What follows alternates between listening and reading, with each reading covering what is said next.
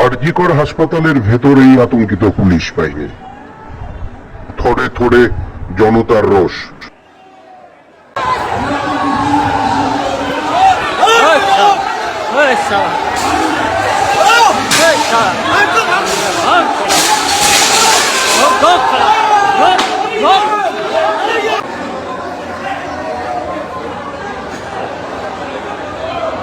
একদিকে পুলিশ আতঙ্কিত আর উল্টো দিকে মীনাক্ষীর প্রবেশ, যুবনেত্রী মীনাক্ষীর প্রবেশ।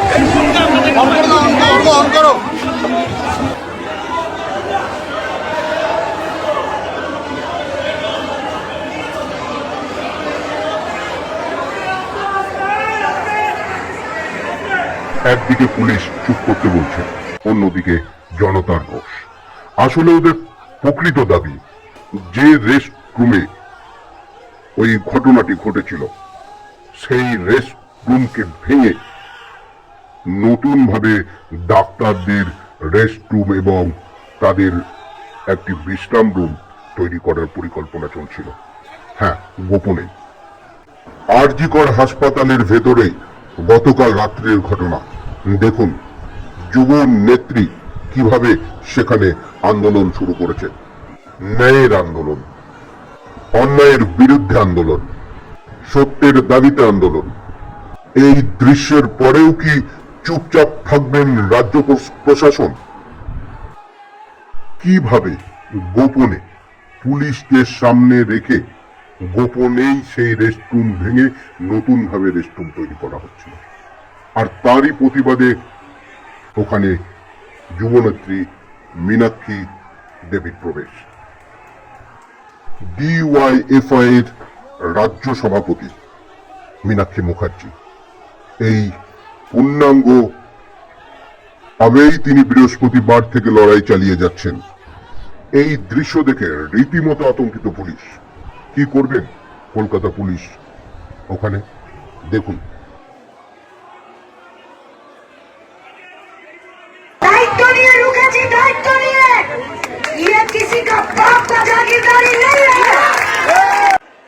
শুনব ডিওয়াইএফআই এর রাজ্য সভাপতি মীনাক্ষী মুখার্জির কণ্ঠে এরকমই প্রতিবাদের সুর।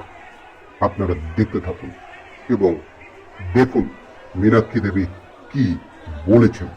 সেই রক্ত ফোটা গরম কথা আমরা শুনব, আর কিছুক্ষণের মধ্যে সমস্তটি আপনারা দেখতে পাবেন। এই পুঙ্খানুপুঙ্খ কিভাবে প্রতিবাদের সুর ওখানে উঠেছে। একটু ধৈর্য ধরে এই ভিডিওটি দেখুন। একটু হয়তো লং ভিডিও, কিন্তু অবশ্যই এর পূর্ণাঙ্গ সমস্ত কিছুই দেখতে পাবেন।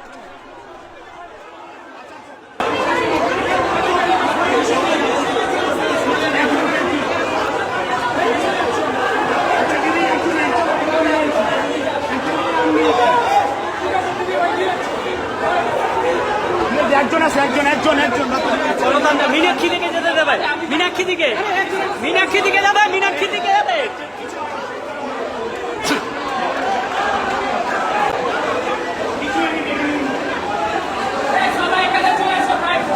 চলে এসো, কিছু হয়নি, কিছু হয়নি, চলে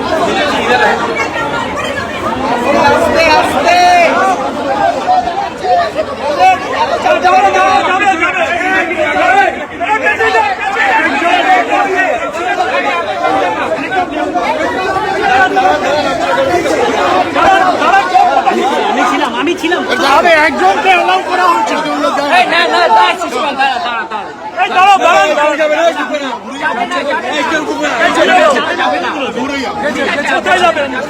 যাবে না বলে দিয়েছে, যাবে না বলে দিয়েছে। বাইরে, বাইরে। আপনারা একটু coperate করুন, please, পেছিয়ে যান। পেছিয়ে যান।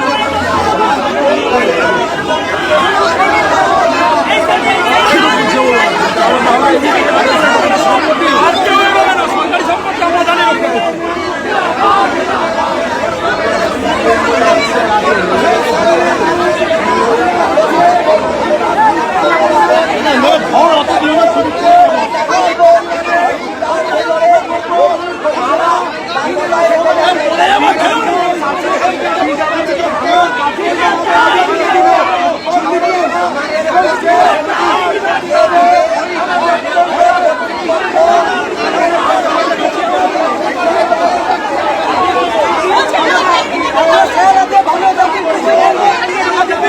আর ঢোকা যাবে না। আমরা তো কি রাস্তায় ঢোকা যাবে না।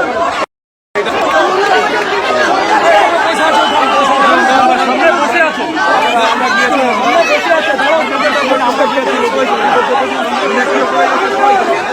সেই দিন ভালো থাকে এরকম প্রতিবাদ মঞ্চের দিকে ফিরে যাচ্ছে। এরপর মীনাক্ষী মুখার্জি কি বললেন আমরা দেখে নেব।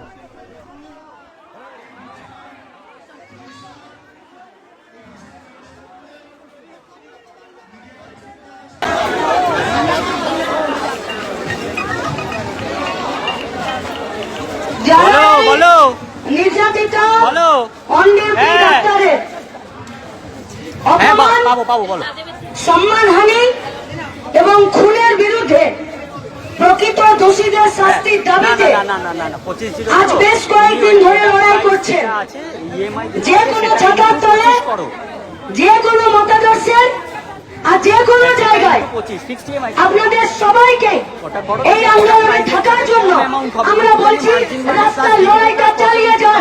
যে শক্তির বিরুদ্ধে আমাদের লড়াইটা, এরা প্রতি পদে যারা খুন করেছে তাদেরকে বাঁচানোর চেষ্টা করছে। আর কতদিন, আর কতদিন হবে? লজ্জা করে না আপনাদের? एक घायल कुत्ते का चारा चीर के नोच के एक लड़की को खाया जाता है और उसके बाद जब उसका डेड बॉडी मिलता है तो एखानकार प्रिंसिपल बोले गए जैसे सुसाइड করেছে। আরে কে আছেন এই হসপিটালে যে ওর মাকে ফোন করে বললেন যে আপনার মেয়ে সুইসাইড করেছে? আরে ডাক্তাররা তো নাড়ি টিপে বলে দেয় গো যে কার কি রোগ আছে। তুমি মুখটা দেখে বুঝলে না যে মেয়েটাকে খুন করেছে না মেয়েটা সুইসাইড করেছে? এতটুকু মানবিকতা আশা করতে পারে না রাজ্যের মানুষ, ডাক্তারবাবুরা, নার্সরা? শুরুর দিন থেকে এরা তথ্য আর প্রমাণ লোপাট করার চেষ্টা করছে। কখনো বলছে ফাঁসি, কখনো বলছে এনকাউন্টার, কখনো বলছে সিবিআই, কখনো বলছে সুইসাইড, কখনো বলছে পাগল। কি পেয়েছেন কি আপনারা? আর এখন বলছে যে দীর্ঘদিন ধরে কোন নিরাপত্তার জন্য কোন রুম, কোন ফ্রি রুম বানালেন না। আর আজকে দুপুরে সিবিআই এর কথা উঠতে আর সব তথ্য প্রমাণ লোপাট করার জন্য ভেতর থেকে খবর আসছে যে ঘরগুলোকে ভাঙা হচ্ছে। এর থেকে আর বড় লজ্জার কিছু হয়? दायित्व लिए रुकेছি, दायित्व लिए। ये किसी का बाप का जागीरदारी नहीं है।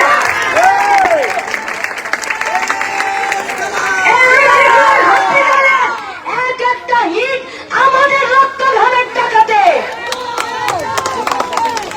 আর যারা ভেতরে পরিষেবা দিচ্ছেন আর যারা পরিষেবা নিতে আসছেন তারা আমার মানুষ, আমার দেশের মানুষ। কোন তথ্য প্রমাণকে আমরা লোপাট করতে দেব না।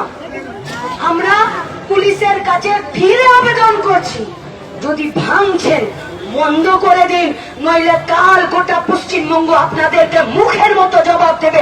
তথ্য প্রমাণ লোপাট করা যাবে না।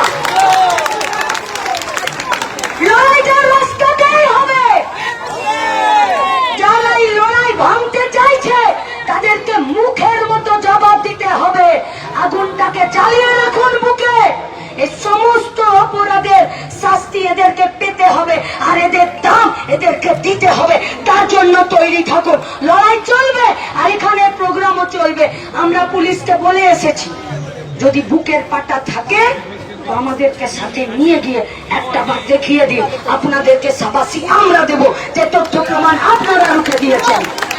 আর যদি বুকের পাটা না থাকে তাহলে আমরা চেতাবনী দে रहे हैं कि ভাববেন না একটা ঘর ভেঙে আপনারা মাথা থেকে শুরু করে চুনোপুটিকে বাঁচিয়ে নেবেন, এইটা হবে না। পশ্চিমবঙ্গের গোটা রাস্তায় সাধারণ মানুষ দাঁড়িয়ে আছে, তাই যারা উপস্থিত আছেন তাদের কাছে আমাদের আবেদন, ধৈর্য ধরুন। লড়াইটা দীর্ঘদিনের, ওই বাপ মাটার চোখের জল মোছানোর দায় আমাদের। যারা কাঁদিয়েছে তাদেরকেও শাস্তি দেওয়ার দায়িত্বটাও আমাদের। আমাদের প্রোগ্রাম চলবে, আমরা পুলিশের কথার জন্য অপেক্ষা করে থাকবো, কিন্তু এই হসপিটালটাকে আমরা নষ্টও করতে দেব না, আর এই হসপিটালের ভেতরে দুর্নীতির ঘুঘুর বাসাকেও চলতে দেব না। প্রোগ্রাম আমাদের চলবে। একই সাথে আমরা গিয়ে এক রাউন্ড আটকে দিয়ে আসতে পেরেছি। এই ঘর ভাঙার ওদের যে প্রক্রিয়া, সেই প্রক্রিয়াটা আমাদের চাপে পড়ে, এই অবস্থানের চাপে পড়ে পুলিশ বাধ্য হয়েছে যে ওই প্রক্রিয়াটা খানিকক্ষণ বন্ধ করতে। কিন্তু একই সাথে আরজি মেডিকেল কলেজের ভেতরে যে সমস্ত ছাত্ররা যারা আন্দোলন করছো, আমরা বলছি এটা তোমাদের দায়িত্ব, যাতে কালকে সিবিআই এনকোয়ারি শুরু হওয়া অবধি ওই ঘরটা ছুতে পর্যন্ত না পারে এই রাজ্যের পুলিশ প্রশাসন। ওই ঘরটা পাহারা দেওয়ার দায়িত্ব এই আরজি মেডিকেল কলেজে প্রত্যেকটা ছাত্র।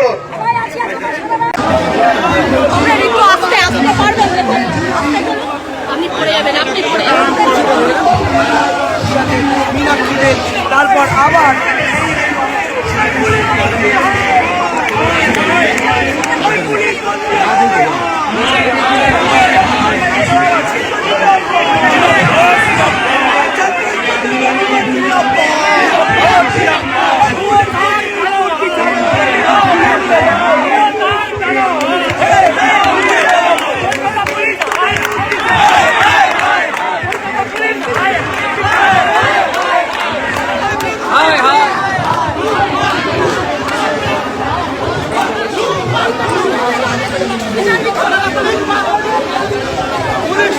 পদত্যাগ করতে হবে, পুলিশ মন্ত্রী পদত্যাগ, ছাত্রদের দাবি।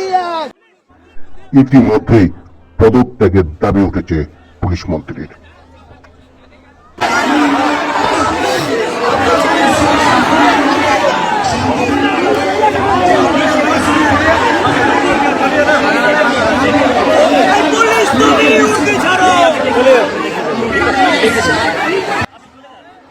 দেখতে থাকুন আমাদের সাশ্রয় টিভি, আপনাদের সঙ্গে আছি, সবার সঙ্গে সবসময়।